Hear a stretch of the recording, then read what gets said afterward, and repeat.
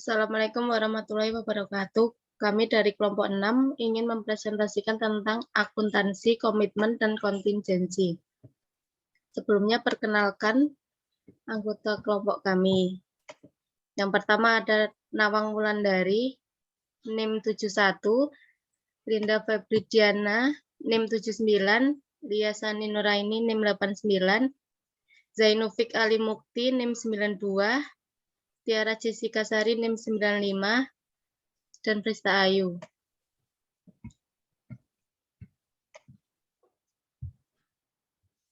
Akuntansi, komitmen, dan kontingensi.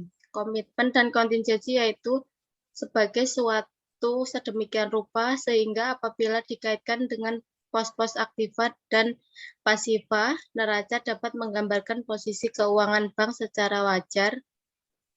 Komitmen dan kontingensi merupakan transaksi yang belum mengubah posisi aktiva dan pasiva bank pada tanggal laporan, tetapi harus dilaksanakan oleh bank apabila persyaratan yang disepakati dengan nasabah terpenuhi. Komitmen dan kontingensi dapat terdiri atas komitmen dan kontingensi yang bersifat sebagai tagihan bank serta komitmen dan kontingensi yang bersifat sebagai kewajiban bank. Komitmen dan kontingensi tersebut dapat dalam mata uang rupiah atau mata uang asing. Komitmen adalah suatu perikatan atau kontrak berupa janji yang tidak dapat dibatalkan secara sepihak dan harus dilaksanakan apabila persyaratan yang disepakati bersama. Pencatatan komitmen dalam laporan keuangan transaksi komitmen belum mempengaruhi posisi di neraca maupun pendapatan dan biaya. Oleh sebab itu, transaksi komitmen harus dicatat oleh bank di luar pos-pos neraca. Komitmen tagihan. Pengertian komitmen tagihan adalah komitmen yang menimbulkan hak bagi pihak bank untuk memperoleh properti yang diperjanjikan dengan pihak lain yang bertransaksi. Komitmen tagihan pada akhirnya kalau direalisasi akan menimbulkan posisi aktiva maupun pasiva di bank. Komitmen kewajiban. Komitmen kewajiban adalah suatu janji yang akan menimbulkan kewajiban bagi pihak bank dan tidak dapat dibatalkan secara sepihak. Jenis-jenis komitmen keuangan antara lain sebagai berikut. Yang pertama ada fasilitas pinjaman yang diterima. Yang kedua, fasilitas kredit yang diberikan. Yang ketiga, kewajiban pembelian kembali aktiva bank yang dijual dengan syarat repo. Yang keempat, L atau C yang tidak dapat dibatalkan, yang masih berjalan. Yang kelima, ekspektasi hasil impor atau dasar L atau C berjangka. Yang keenam, transaksi valuta asing tunai yang belum diselesaikan. Yang ketujuh, ke dalam mata uang rupiah dengan menggunakan kurs tengah pada tanggal laporan. Yang kedelapan, transaksi valuta asing berjangka. Yang kesembilan, saldo tagihan atau kewajiban yang timbul dari transaksi valuta asing berjangka.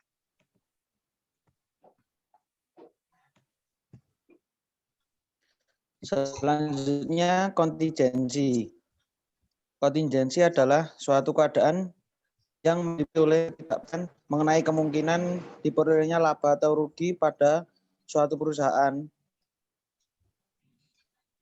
yang baru akan terselesaikan dengan terjadi atau tidak terjadinya satu atau lebih peristiwa di masa yang bagian ataupun kewajiban saat ini.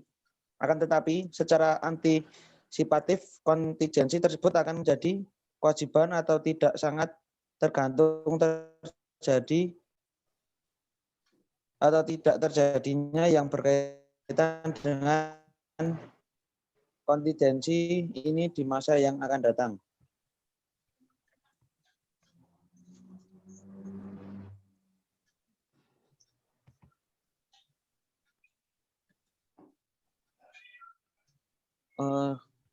Next, Mbak Sun.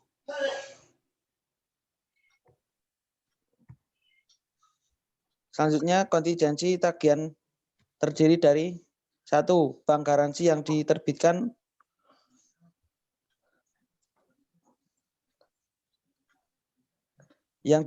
oleh bank lain.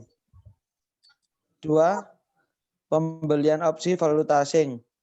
3. Pendapatan bunga dalam penyelesaian. Kontingensi kewajiban terdiri dari 1.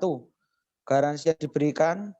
2. Surat berdokumen dalam negeri atau SKBDN yang dapat dibatalkan atau revocable L atau C dalam rangka perdagangan dalam negeri. Yang ketiga, ada penjualan opsi valuta asing.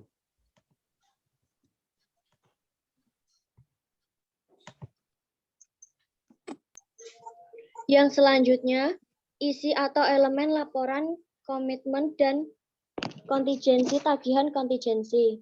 1.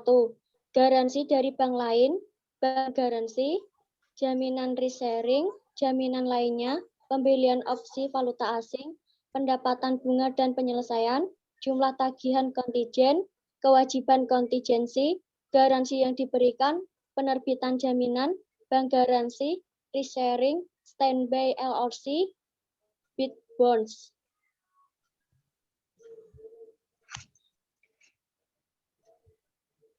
Sekian presentasi dari kelompok kami. Apabila ada salah kata, mohon dimaafkan. Wabillahi taufiq wal hidayah. Wassalamualaikum warahmatullahi wabarakatuh.